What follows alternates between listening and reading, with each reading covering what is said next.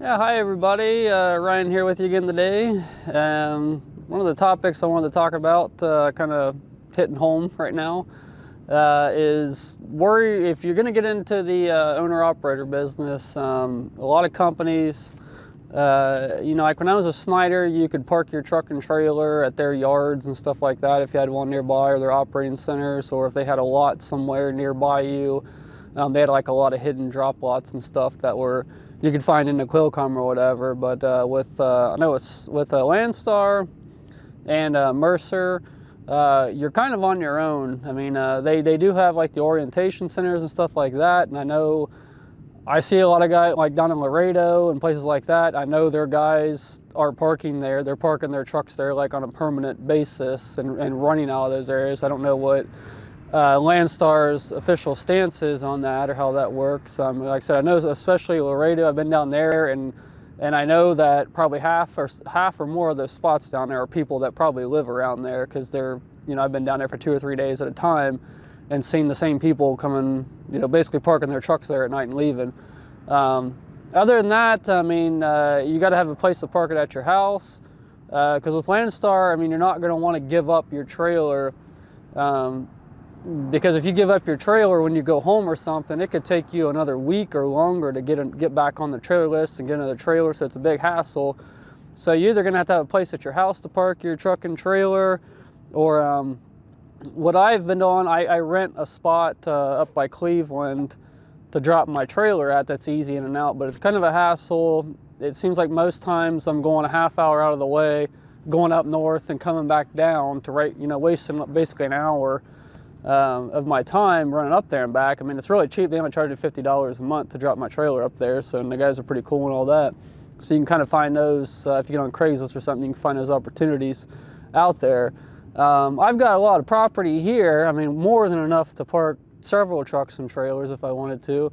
But the problem here, and the type of ground, and it's the soil that we have here, and the weather, the rain and all that, you have to have, everything's got to be graveled, and you got to use like a number 3 or 4 gravel, like you see that I've got here, or sometimes even start out like with 1s and 2s or something for a base. But you got to have a lot of gravel, or this truck, they'll just, I mean, you got to think my axle's over 11,000 pounds, the steer axle, so that's a lot of weight, and you'll think it's good and solid, but as you can see over here, it'll sink, it'll drop down, so you got to have a good base.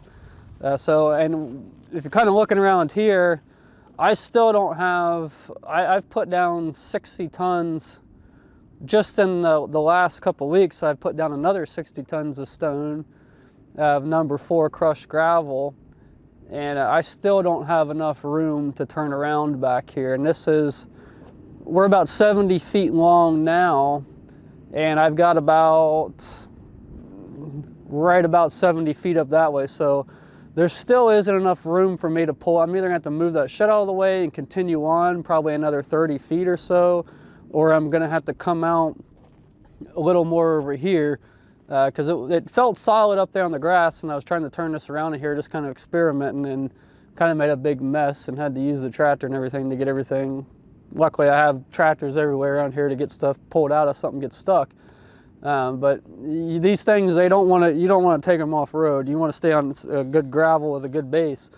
And my other problem here is that our street out here, road, is really narrow, and there's a hill. Like, our driveway is a hidden driveway because there's a hump right up here below us.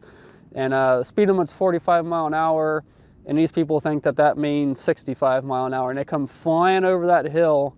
And if I was trying to back in here, I mean, I could add probably another 10 feet of culvert up there. I think I got 30 feet right now as an apron, and I've made it a little bit wider, and we'll go up there in a second. It's just kind of dangerous because, like I said, these people, they're on their phones, they're running 60 mile an hour down through here, and pop up over the hill, and I'd be sitting right there trying to back in here or something. So it's just the safest option for me here is to make a turnaround back here.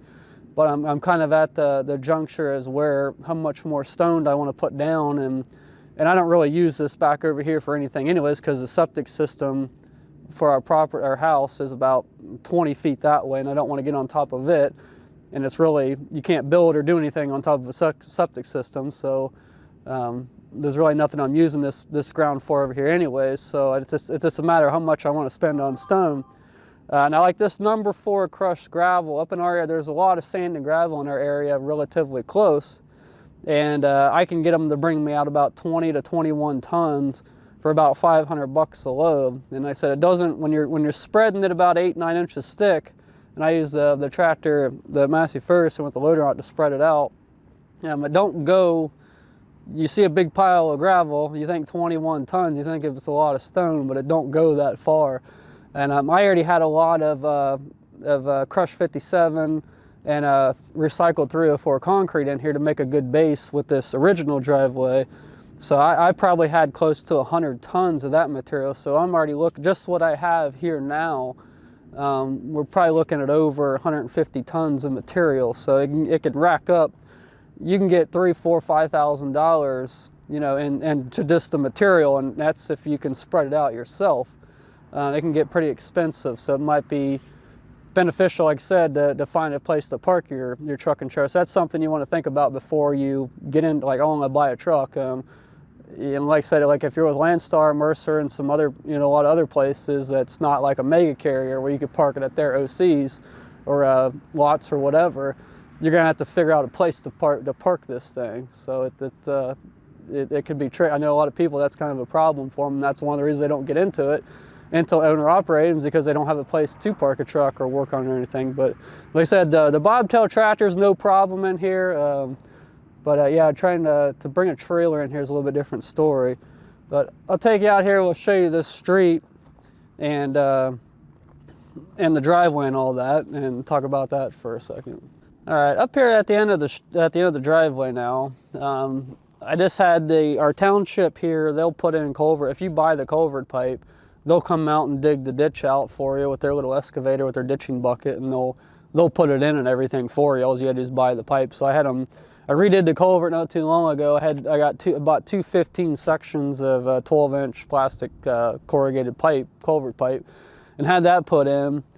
And it's still not quite wide enough. When I came in here with the trailer this last time, I had to get out into the yard a little bit, so I went ahead and took the tractor and loader and I dug this dirt out, and then I dumped quite a bit of stone in here to kind of fill it in. So that was kind of a baseline to know how far I need to swing out. You can still see up there where the trailer kind of hit the ditch a little bit, and luckily it was, you know, empty, so it didn't like I didn't get stuck or anything. But I'd probably want to add maybe another 10 feet, 5 to 10 feet on that. But down the other end, you can see there's that hump where they come flying over the hill here. So I mean, if I was pulled up in here trying to back in, and this road's, like I said, it's really, the white lines are right at the edge of the road. So it's I want to say it's probably 16 feet wide. That's all you have.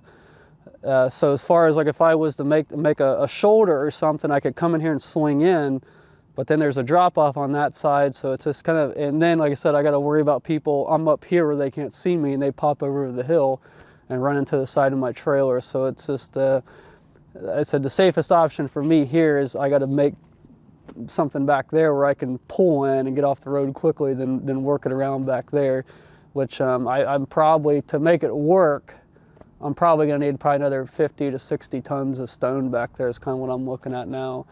So like I said, this is what I got, and this looks big. You know, you think, oh yeah, I could get a truck in here, but or back in, like I said, you got to worry about the traffic and as narrow as the road is and all that.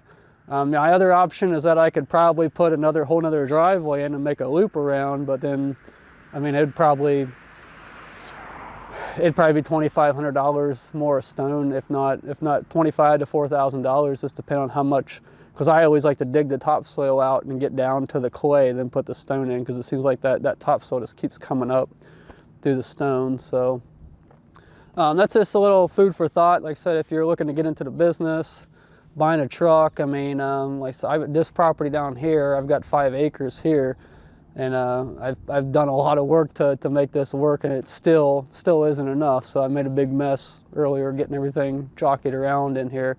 So I thought I would just share that experience with you guys. And like I said, if you're looking to get into it, you're gonna need, if you got to pull in off the road, you're gonna need more than what I have. I mean, if you have the ability where you got a wide road with like a shoulder and everything, Like if I had like a 2 or 3 foot shoulder on each side of this, I could back in here, I could put another 5 foot piece of pipe there, then I could back in here and just back straight up and I'd be golden. But that's just not the case here. So this is a couple things to think about. So I hope that helps you out or helps you with your decisions or whatever. Like I said, if you don't have a place like this, I'd check Craigslist, or if you're on the Facebook or anything, you could look around on there if you can find a local place that's willing to rent spots out. I know there's places up in Cleveland all over the place around here. It's just a matter of where you want to go, what's close and all that. But like I said, hope that kind of helps you guys out. Said like the video, subscribe if you haven't already. We do a little bit of everything, truck maintenance, Landstar stuff, owner operator stuff, farming stuff, farm equipment maintenance, little projects around here, farm projects, house projects and all that. So stay tuned for the next video, and we appreciate all the support. We'll see you next time.